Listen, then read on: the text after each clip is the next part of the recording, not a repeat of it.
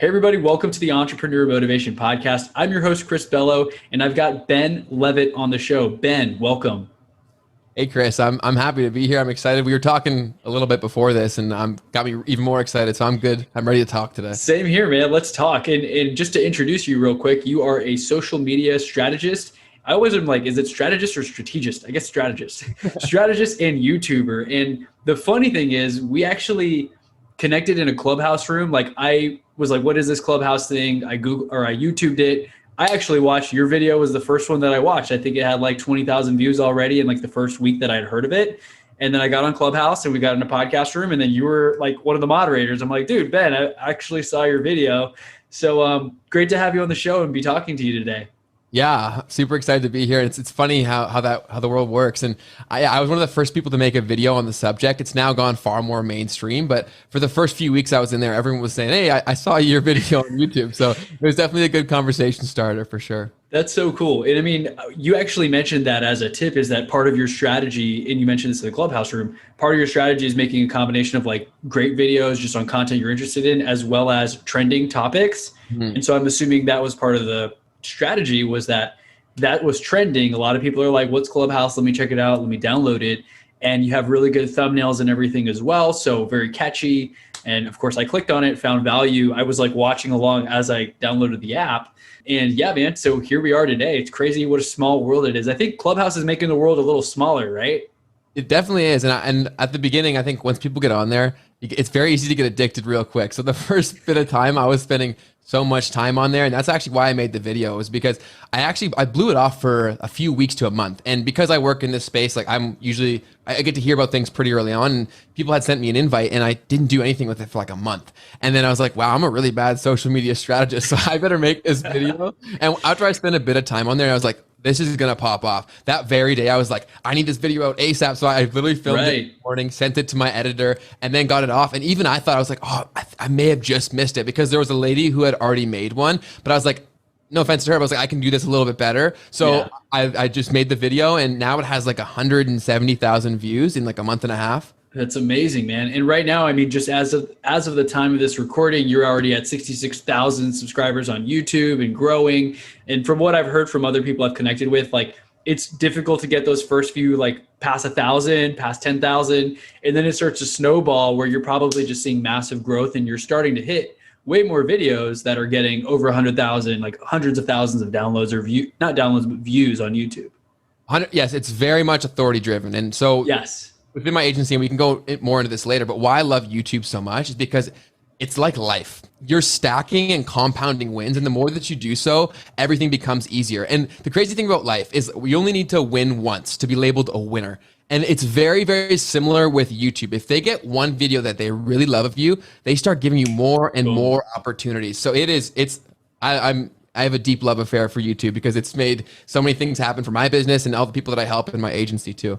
That's so cool. And I mean, I always like to look at people's videos. I talked about this in a previous podcast episode. Like my hack for getting motivated is sorting from old to new to see like how bad people's videos sucked and like how good they are now and how long have they been doing it.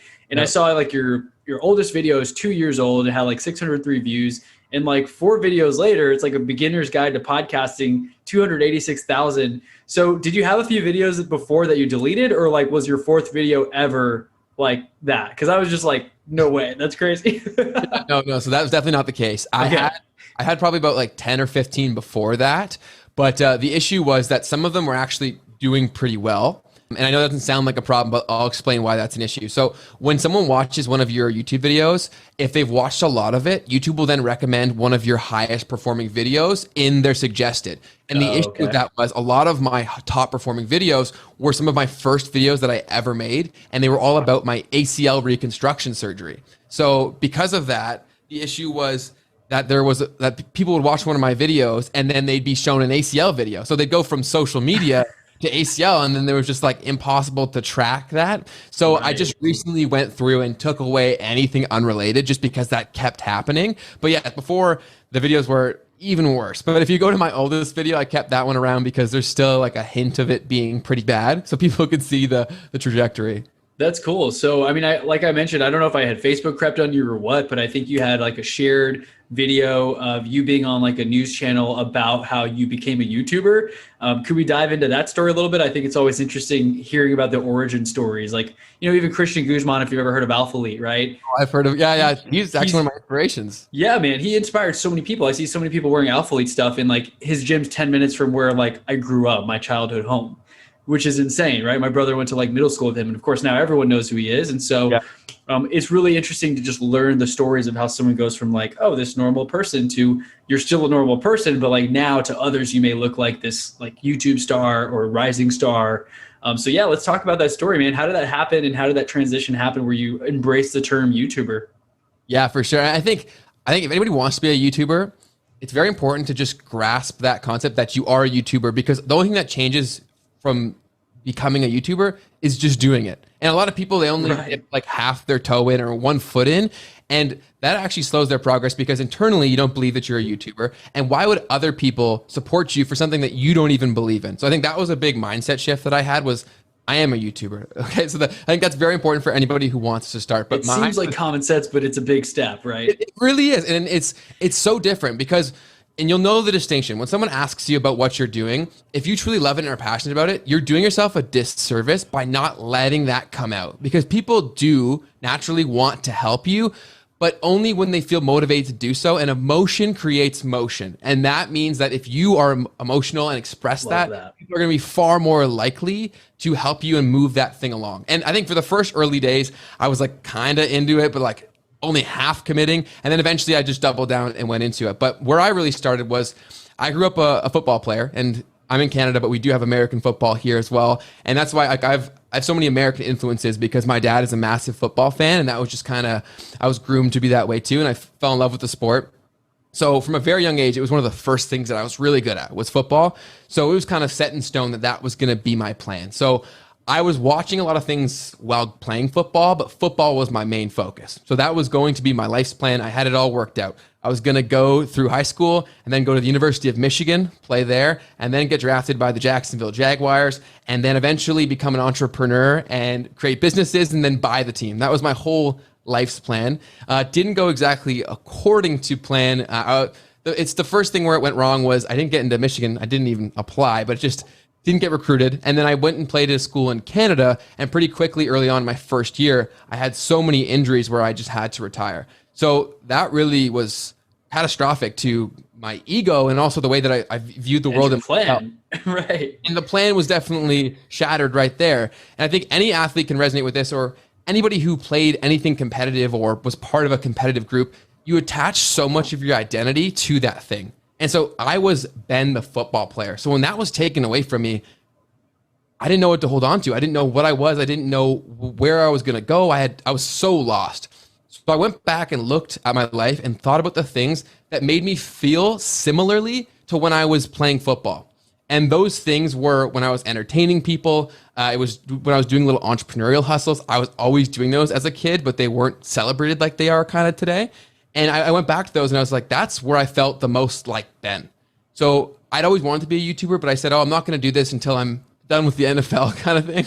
Right. And then obviously very naive, but still I believed in my heart of hearts that I was going to play. So now that this whole thing had been expedited, I said, okay, well, I got to pick up the camera and I got to do this. And the final moment that pushed me into the ball game was the fact that I tore my ACL. And right after I did that, I went to YouTube, and all the videos on there were either really old or really bad, or both. So I said that this is fate, or whatever you want to call it, pushing me into the YouTube game and no longer leaving me with any excuses. Just get started and do it. And that was actually my first big successes on YouTube, where some of those videos had hundreds of thousands of views because of the fact that there was just a serious demand for this. So I had a very unorthodox way of getting to YouTube. But once I was there, I think just through doing stuff, I figured out my place on YouTube, because I wanted so many people to find these videos. I became obsessed with figuring out how YouTube worked. And then that's where I stumbled across the opportunity to be the social media guy. So that was my very weird routed way to get to YouTube. No, I love that. And how you even tie it back to the ACL videos on YouTube that you ended up later deleting because you didn't want to be like Ben, the ACL fixer guy, right? Yeah. No, I didn't know that much about it, to be honest. I was just sharing my experience. That's quite a narrow niche, not one that I wanted. Yeah, and the funny thing is when you mentioned that like people recognize you off of the videos and stuff, like I had one YouTuber moment years ago before I even really took YouTube more seriously. Like I'm starting to take it more seriously, but my podcast has been my main platform. And I remember I made a video like reviewing my Honda Accord like in 2014. And a kid in my apartment complex, we were at the gym. This was like around the same time I had just made the video. The car had just come out. Like I made it in November 2013. So without even knowing, I guess I was ahead of the trend, right? I was talking about the Honda 2014 in 2013 before it was really even out. And I bought it with 19 miles. I made a video, and it had it has like 200,000 something views. And I still get crap because I called it a V4, and apparently it's an inline four. I didn't know that. I'm not a car guy. People still make fun of me. I'm like, dude, I made this video 8 years ago. Like, let it go. But the funny thing was at the gym, he's like, dude, I saw that video. Like, you're famous. And I was like, this is super cool. And I never thought anything of it, right? So years went by, I never made videos. So almost like your ACL story, I had my Honda Accord video story. And maybe I need to delete it because maybe people think I'm like a Honda like parts person when I'm really not anymore. No, that's so funny. And so the only thing that would ever like make that a problem is that when people discover your new videos, they want to show your top performers to anybody moving forward because they won't make sense. That's the whole thing. Is because they want people to stick around. So YouTube's always going to bet on what they think is the least risky proposition, and that's going to be the one that has historically performed the best. Exactly. So that for you, that would be your Honda video, or for me, it was my ACL video. But I just realized I didn't even really answer your question about the article that you saw. So my moment there was, I was the kid walking around my school's campus with like a camera, and everyone was like, who is this guy and what the heck is he? But I was slowly building my business and my income streams from YouTube while in school. So I was actually able to pay off almost all of my school debt like right from YouTube. And that was where the first like big moment happened for me from the people that I knew, because I was able to get on the national news here in Canada. So I was literally on people's TV stations that were saying like, YouTube is stupid, or what the heck is Ben doing, right? And that really validated everything, where I knew that I was doing something worthwhile, but it really clicked for a lot of other people when I wasn't just showing up on a screen anymore. I was showing up on their TV. That was a big day for sure.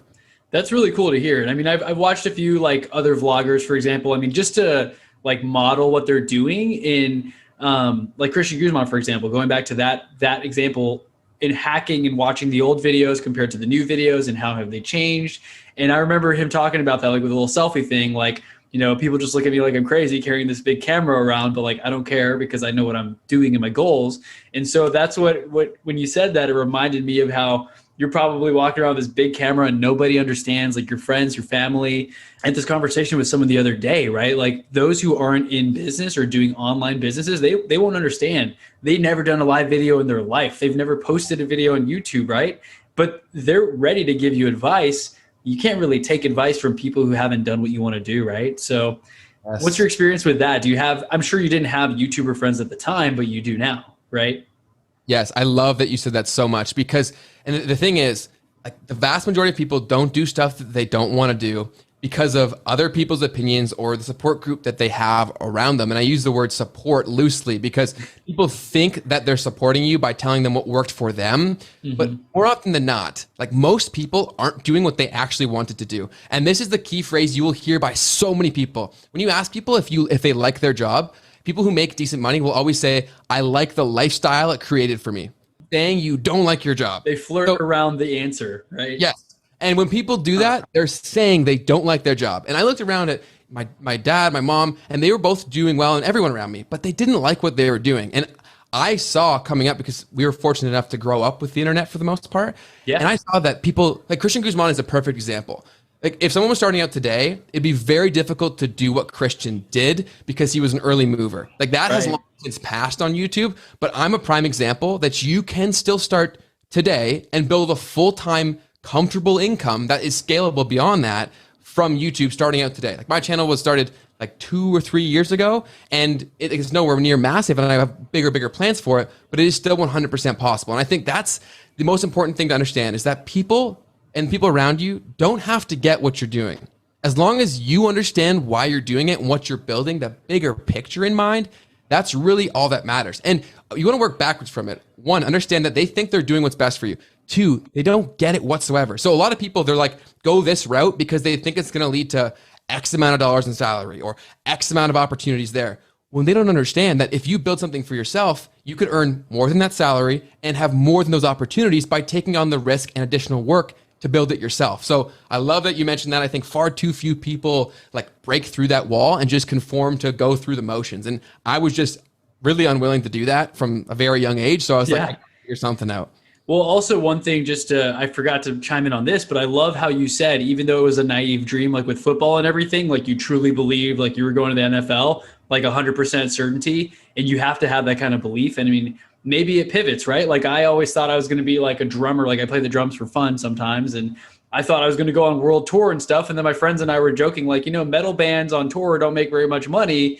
Like, and I don't even want to be on tour driving around in a van like my whole life. Right. So I quickly decided that that's not going to be my path. That's not realistic. And I'm not even that passionate about it. Right. So you can always pivot. But whenever you throw yourself into that new thing, like you did with YouTube, you went all in, you embraced it, and you didn't care about what other people thought because you knew where you were going, and clearly it's paying off and it's working. It's not like an overnight success. You're actually putting in the time, effort, and work. But it's really cool to see like what you've been accomplishing. And I mean, you're very well spoken and everything too. So clearly you've been doing this like consistently full time, right? Yeah, this is everything that I do, and everything builds off of this. And anybody listening to this, I apologize. I talk very fast. I'm just very passionate about what I talk about. So I apologize if I'm speaking too fast. But what I'd say is like the biggest life hack is like almost a naive level of optimism. And I learned this really on in sports. Like I was playing hockey at the time, and I wasn't a good hockey player. And honestly, like over a summer, nothing changed. I didn't practice more. I literally just said to myself, I'm a good hockey player. And I kept saying that over and over and over again. And the next season, I was so much better. Like so much better. That is amazing. My dad was literally like, what got into you? He's like, I know that you weren't practicing more. He was always getting me to practice more, and I didn't. And obviously that could have been far greater, like amplified had I practiced too. But literally that mindset was like, and it sounds so corny, and people will never understand it until they actually embrace it.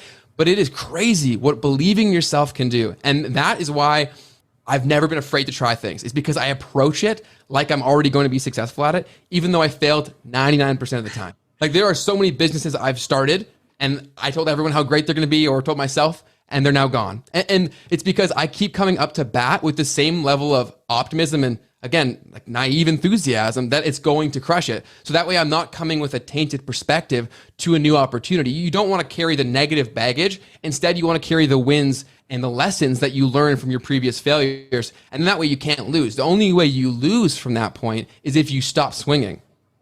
I love what you said there because it's so true. And it can be difficult to, I'm one of those people too. I think a lot of entrepreneurs are, where you're just ridiculously, unrealistically optimistic. Like I have a therapist / life coach lady, and I have a call with her tomorrow, for example. And she told me to look up toxic positivity. It's like where you're so positive, you don't want to hear anything negative. You don't believe anything's negative. It's almost like I'm living in la la land sometimes, where I'm like, oh, life's perfect and opportunities are endless. And, then there's things like world hunger and all these sad things that like I sometimes shut out and I don't focus on very much because I just don't like the negativity. But I love how you said it's a life hack to be, I'm taking notes here, so if I'm looking down, I'm writing stuff down. No worries, naive level of optimism is a life hack, because as you continue to take more swings, you're going to hit more home runs. And I remember hearing some motivational quote, like I forget how many, Michael Jordan had like X amount of 3-pointer shots or whatever, but no one tells you how many times he missed. He missed a lot of times, but it's because he just took more shots. And no one cares about the shots that you miss. They care about the one time you make it, right? You said that too. Very powerful there, that if you just keep swinging, you're going to have more home runs. That's really cool, man. I'm like pumped up just hearing this, because so many times people are so negative sometimes, right? Like, oh, that's not going to happen. They'll tell you the 20 reasons why it won't work, even though they've never done anything. But even though like I remind myself constantly, you can't listen to these people, but it still bugs you, right? They said it, it's in your mind, you're thinking about it now. And so you have to be very careful about what you absorb, right? Yeah, and you have to decide where you want to go. At the end of the day, you're the master of your own domain, regardless of your situation. And you only have so much control over where you are and who you're around. But like you can train yourself to, and Gary Vee uses the raincoat analogy, where you shouldn't be impacted by the good or the bad. You should remain very level-headed and neutral in your approach to things. And that way you can stay on course and continue to move things. And a lot of people, they hear me and I'm incredibly positive. about everyone that I speak High to. energy too. Yeah. I'm just like, I'm excited. Let's go. I didn't grow up in a house that was like supportive of this, like whatsoever. Like Wow. I was probably in one of like the least supportive situations for like what I wanted to do. So Right. Like so your parents would want you to be an accountant or engineer or something, right? 110%, like very, very much so. My dad still doesn't even know how I make money.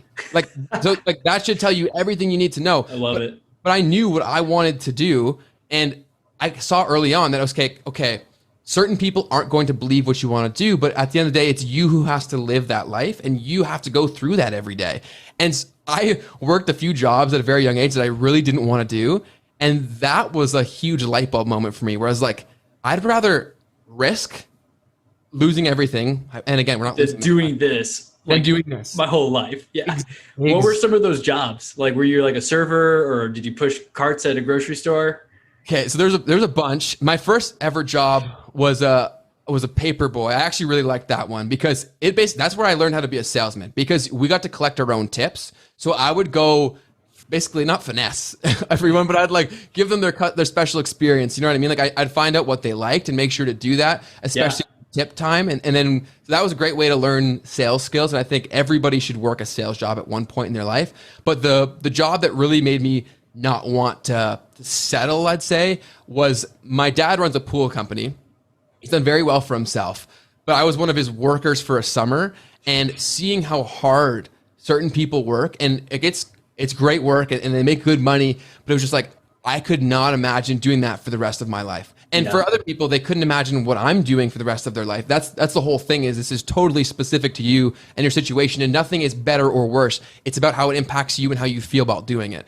But listen to your body when you're doing things. A lot of people just go numb because they're like, I can't change my situation, so why not just embrace this? This is who I am this employee. And so they block out and they go numb to opportunities because they have blockers on, just trying to get to the weekend. So I was like, I never want to fall into that mush. I was like, I need to build things now, which is why I started doing all this in university so that I could transition as quickly as possible into doing this full time. Definitely. So did you end up graduating and finishing off school or did you like leave early or? I wish I left early, to be completely honest. And my mom's always like, oh, you hate school so much. I was like, I don't hate school. I hate school for me. Because I was in school the whole time telling people I wasn't going to have a corporate job. And everyone's going to school to get a corporate job. It was so stupid. I'm like, why am I even here? And I look back on it, and I did it for my parents. But that's probably my biggest regret, not getting the degree, but sticking with it, not because it was for me and not a decision that I made. And then I had to work a corporate job for a few months after graduating to pay off the student debt that I only had because I went to school. So I wish that totally I had got that earlier, but I didn't. I have a degree somewhere in my closet or something. I'm not even sure where it is. Yeah, I make that joke too. Like I had my first real estate deal. I had a check like behind me at my home office, and then I had like my degree off to the side because I'm like, honestly, I did not learn very much in school. I like did some summer school stuff. Like I don't know accounting at all. I had to drop it because I got an F on my first test, and like I don't need to know accounting. I'm not an accountant. I have an accountant, right? So. 100%. Just hiring experts for what you need. I love that you were clear about it, but I mean, it's difficult at sometimes too, right? And not to talk about religion or politics, but like I felt the same way. Like I went to church for so long because like I felt bad. Like I was like, my parents are Catholic, like they raised me. I was going to church every Sunday just to keep them happy. And then I finally like at a point was like, I don't think this is for me, or like I'm not getting what they're getting out of this. And so I finally decided like, what am I happy doing? Like what makes sense for me?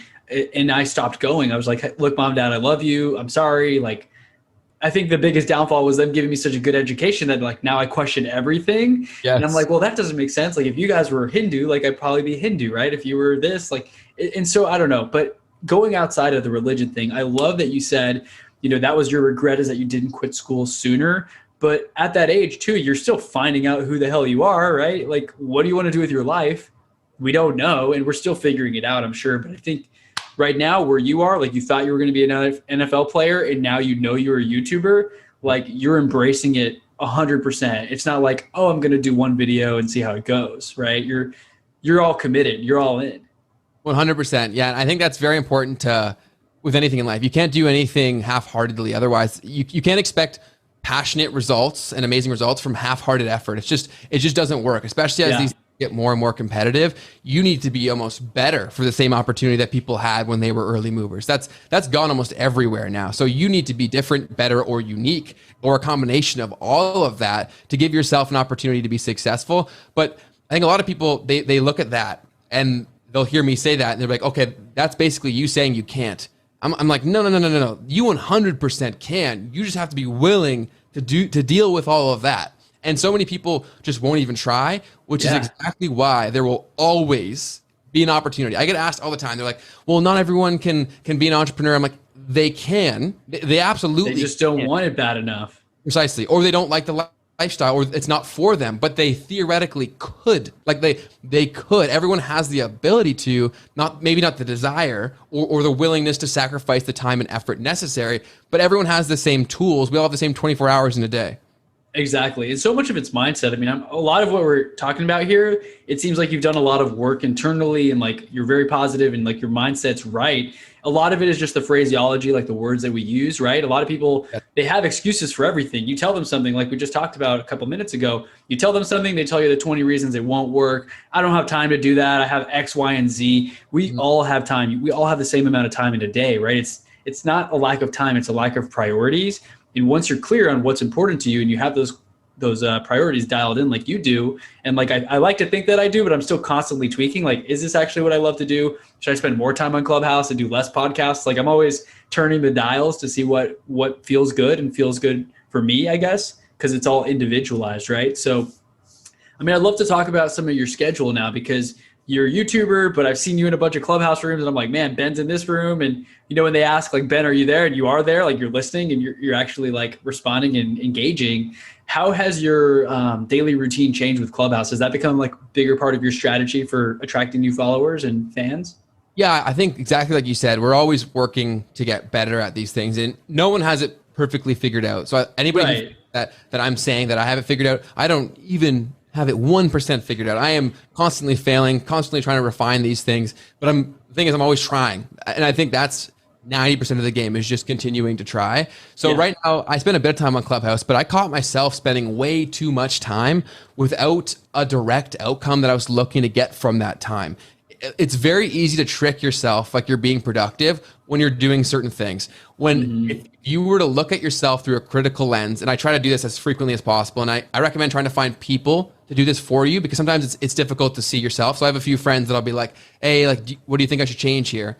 Because it's very easy to trick yourself that you're being productive when you're doing certain tasks. Like if you're spending time on Clubhouse or if you're spending time watching YouTube videos that may be educational, you may think you're moving the needle. But when you break down where you are and where you want to go, try to look at things through the 80-20 principle. The majority of your progress or your gains is typically coming from 20% of your output. So you want to try to be doing more of that 20 and less of the 80. The 80 usually consists of the YouTube, like I mentioned, or spending time on Clubhouse, unless it's funneling something to get you closer to a goal you're trying to achieve.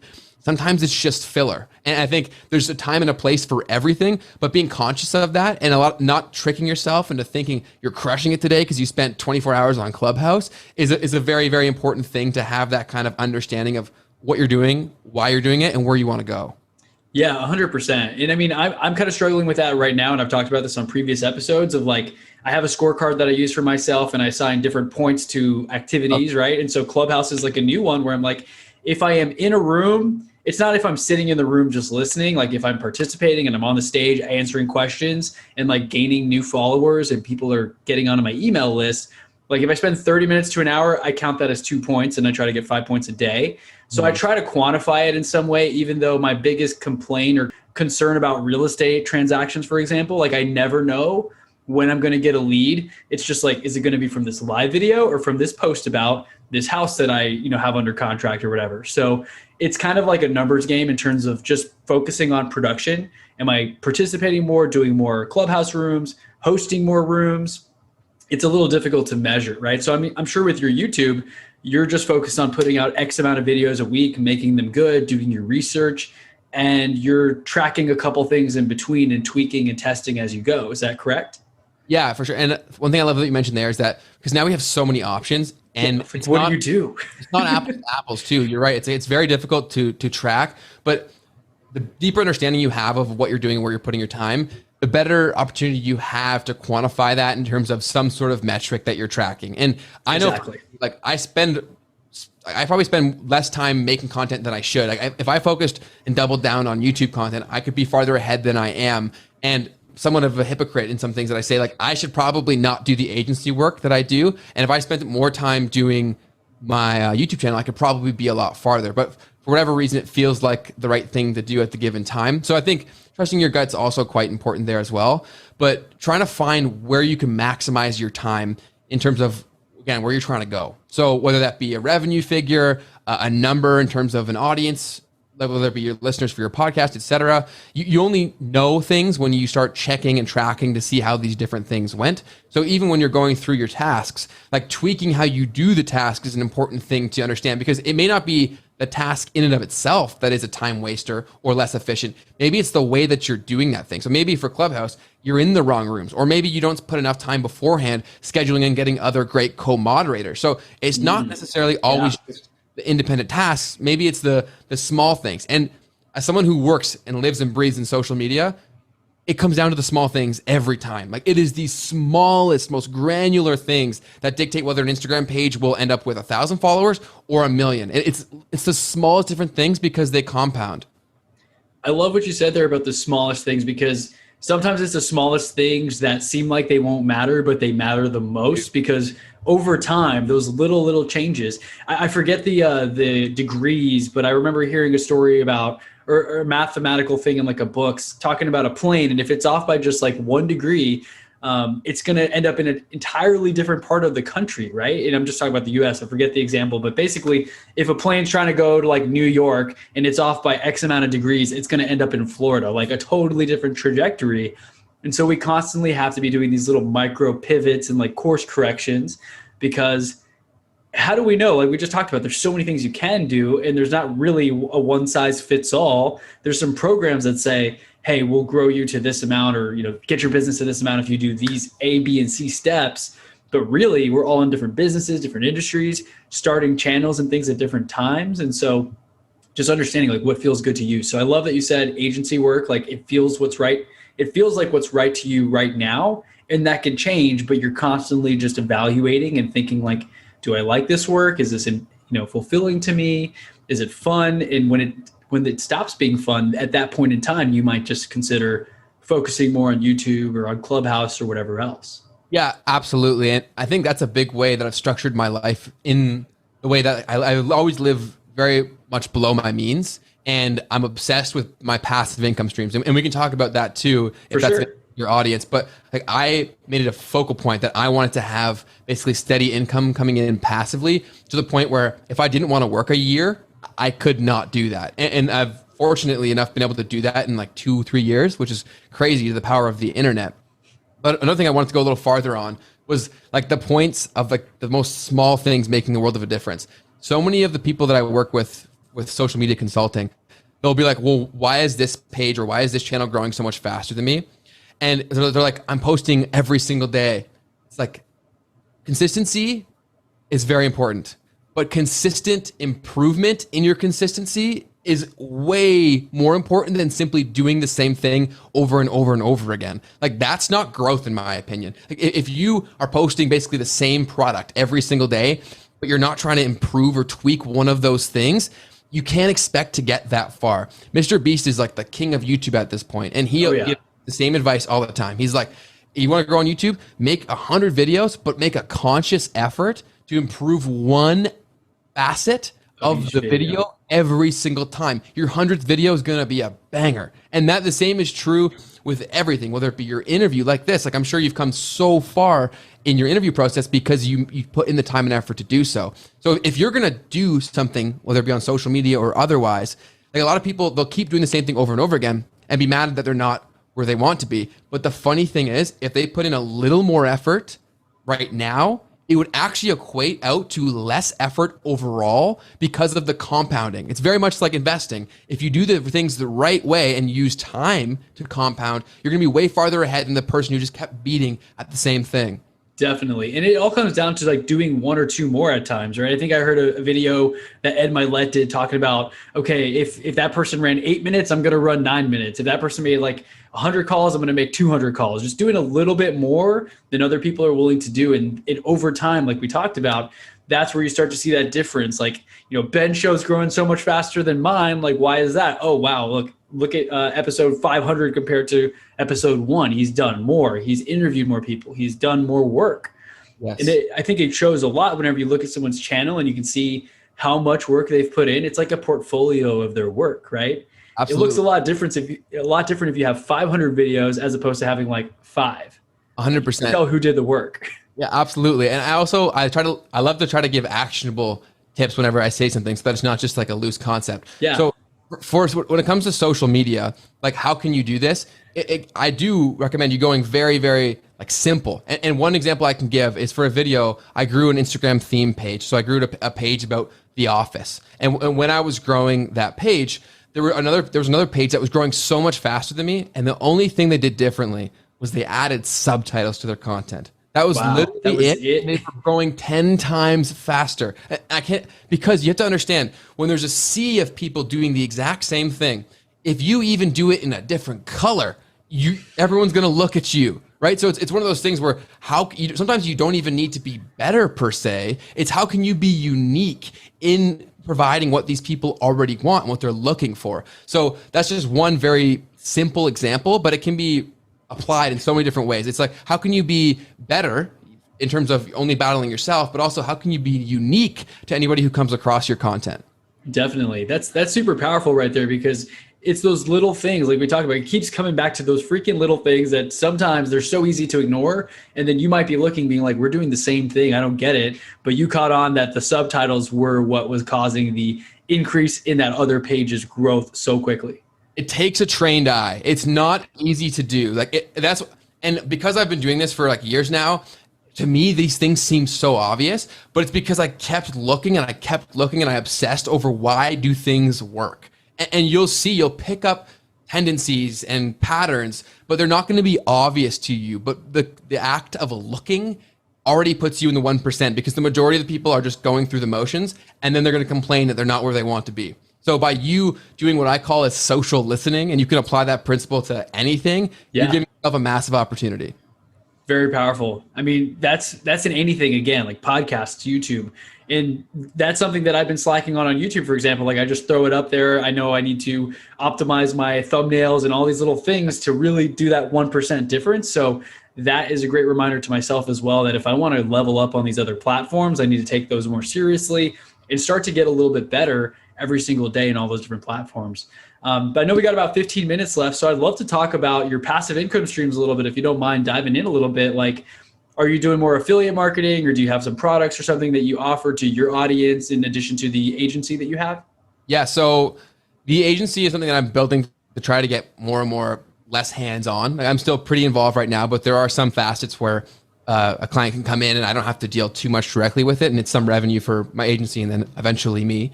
And then in particular, the YouTube channel is huge for passive income because of YouTube ad revenue, which is awesome. But it's actually surprisingly not one of the bigger streams. A lot of people, that's the first place they're. Yeah, unless you're in like an entertainment or a very mass appeal niche, you're not typically going to make the bulk of your money from YouTube AdSense. And it's just because you don't have the eyeballs. Like we get more of a higher CPM because of the fact that like mine's business oriented content, but there's less views to go around because less people are interested in social media than say like how to make $1 million in one day. Exactly. Right. So that definitely does matter. But with a business oriented page, the potential value of a viewer is exponentially larger than something that's just entertainment based, because someone who comes and follows me, they may become part of numerous of my affiliate programs, and that's the big bulk of the passive income.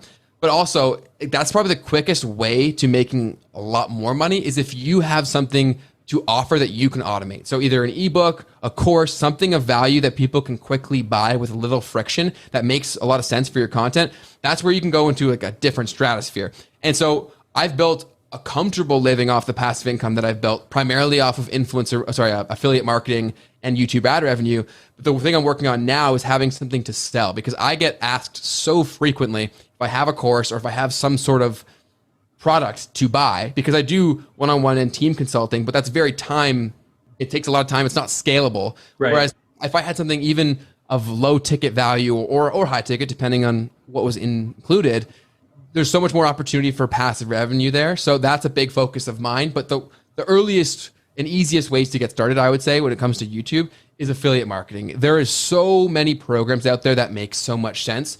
And when I got started, a big goal of mine, like I mentioned earlier, was to supplement the income that I would have gotten from a job with these passive income streams. And the great thing about affiliate marketing is if you do it for service-based things, they're on a subscription-based model. And a lot of them will have programs set up where you get paid on a recurring basis as long as that person's a customer. So if you do things the right way, not only do you get that money coming in every month because it's a great product or service, but it goes up every month. So my passive income grows passively more every single month. So I basically get a raise from upfront work every single month, where if I was in a corporate environment, for me to get the same similar percentage-based raise, I'd have to wait years, not months, right? So that's why I love about social, is because it can work far beyond my limitations from time and output. It works while you're sleeping. And I always say YouTube is the salesperson who sells while you're asleep and you don't have to pay, and you get paid for them to sell. So that's why I love YouTube so much. And those are the primary passive income streams. Yeah, one thing I've heard a digital marketer that I follow say is that Instagram and Facebook are great, but your things get quickly buried in the news feed. There's so much new content. It's like a hamster wheel of having to continuously come up with new content. Whereas YouTube and Google are search platforms and they live on. Like you might still be getting a ton of views, thousands and hundreds of thousands of views on old videos that you made years ago that you spent a couple of hours filming and editing, and it lives on, in perpetuity, and you get new traffic and you have links in your description to drive people to funnels and sell products. So I'm kind of like at that stage where you are. I mentioned I'm in real estate, but I'm like, people have asked if I have something to work with me. I don't really do coaching. I do a couple of real estate deals, people who reach out and want to work with me, but I'm like, I want to be scalable. I don't want to be stuck here, right? We're talking about Houston, Texas, like where I am. Like, I want to be a digital nomad, and it's kind of hard to do that if you're opening doors and having open houses at houses in person, like if I'm doing it all. So I'm kind of doing the agency model of how do I build a team of people where I can just be this face of the brand and have people come to me and then be able to go do whatever I want and build my business. So I know we got a couple of minutes here. Do you have anything you're focusing on now? Like, have you had any breadcrumbs of like, this is the course I want to make, or this is the thing I need to do next to build that product? Like, cause I'm kind of stuck. Like, I'm not sure what to do. What's the offer? Who's the audience, So I'd love to pick your brain on that. I think a lot of it comes down to your unique situation. And I'm in the fortunate position where I already have a pretty large, for me, existing audience. Yeah, no, it's large for sure. A few particular topics. And I also have email lists, which is very helpful for nurturing a product.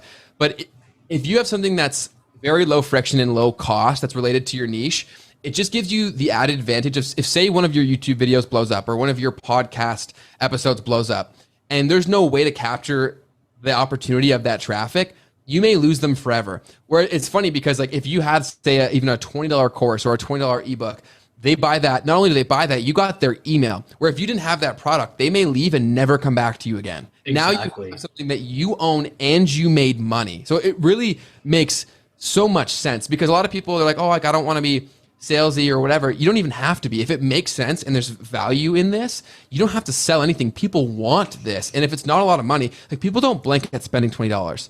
They really, really don't, especially if it's like the needle. Exactly. And especially for the type of people that would be watching my content or your content, they are there to help improve their situation, their business, or themselves. And if they think a $20 purchase can do that, I don't blink if there's a $20 purchase that I think can improve myself even 0.00001%, right? Because I believe in continually growing. So I think having something in place just gives you the best opportunity. And I've learned this lesson from screwing it up so many times. I've had videos that have gone like viral for my channel standards. And I look back on it, I'm like, I could have monetized that traffic so much better. We're talking like tens, if not hundreds of thousands of dollars differently had I used this better, had I maximized my time more. So I think coming into it with that understanding, and with all that said though, don't exhaust too much work creating like this super intricate product without proving the concept. That's why I'm a big believer of one of two things: either sell it to an audience that you have before you even make it to prove that they want it, Or two, start off with something that's very low friction, a little bit lower of a price point to get proof of demand and also building an asset that you now own. An email list is gold because that's something that you control. And even as a social media strategist, I'm well aware that any audience I build, I'm building on other people's land and I don't control that. So anything that you can control is a very important thing and will help pay you dividends for as long as you want to do this. So I'd say that's what I would focus on for anybody who wants to start this out. And that's what I'm focusing on too. I need to get the ball rolling. So I'm saying this, but I also need to do it myself. Taking your own advice too. Exactly, yeah. Am I echoing? Okay. No, not too bad. I was like, I think I'm echoing here. I hear myself on your screen. But talking about the land, that's so important because you're right. These other platforms, they can take away your name at any time. Like, right. Yeah. If for some reason you posted something and YouTube just like took your channel down, I mean, people like Awaken with JP, if you've seen him, he's posting some very controversial stuff. Like, I don't know if you ever follow him, he's like the ginger redhead dude with like long hair. He posts some funny stuff. But yeah, I've seen his. Yes, I have seen his. Constantly talks about this. He's like, hey, in case I get deplatformed, like if they block me here, here's my email list. Because he's posting some stuff where like Facebook is censoring him and he's getting around it by doing paid ads. So it's kind of funny. He's riding that fine line, but then you're like, well, there's free speech, and then he's kind of getting censored because he's talking about some crazy stuff. But it's just interesting to see. But I guess the point I'm trying to make is that an email list is something you own, right? I mean, if you're on MailChimp or something and they delete your account or whatever, you can export the list and go to another provider. There's power in that. And I am a firm believer that email is not going away, right? To create any social media account, you need an email to log in with, or maybe your Facebook, but for Facebook, you need an email. So for as long as we are going to be around here for the next couple of years, I'm assuming email is not going away unless they have like a fingerprint scanner that you can like log in virtually or something. But yeah, man, where can our audience go to connect with you and learn more from you? I mean, we talked about so much. I don't think you said a single time, so you're a very good speaker. I don't know if you did debate or public speaking, but I just wanted to give you that shout out as well. I appreciate that. I'm sure I think you're being a little too generous there. I think I said a lot of ums and ahs, but I definitely appreciate that big time. And yes, not to brag, I did go to the public speaking competition twice. See, I figured. I didn't win either time, but I went to the competition. I was my class representative. But if people, for whatever reason, want more from me, you can come to my Instagram page. The account is just Ben Leavitt _. So first name, last name. Last name is spelled Leav as in Victor, ITT. And then if you're looking to learn, the best place to send you would be my YouTube channel. Just again, first name, last name. And if you're a fan of podcasts, my podcast is Social Media University, where we focus primarily on social media and helping you better leverage social in your business or your personal brand.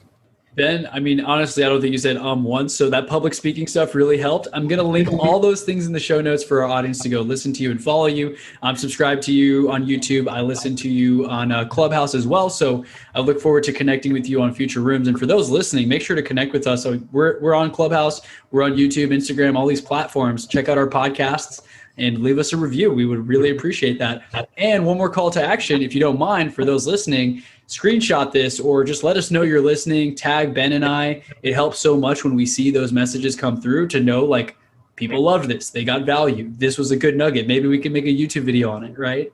Cut off. Anyone who does that, if you tag me in it, I'll share it on my story as well. That's a great hack. When you tag people in your story, it's so easy for them to just add it to their story. So that's their way of acknowledging and also giving you a little shout out back. So good tips, Ben. Thank you. Thanks so much for having me, man. I had a blast and I definitely look forward to keeping the conversation going. Same here, man. Take care. And we'll talk about Houston here in a second after I hit stop record. Absolutely.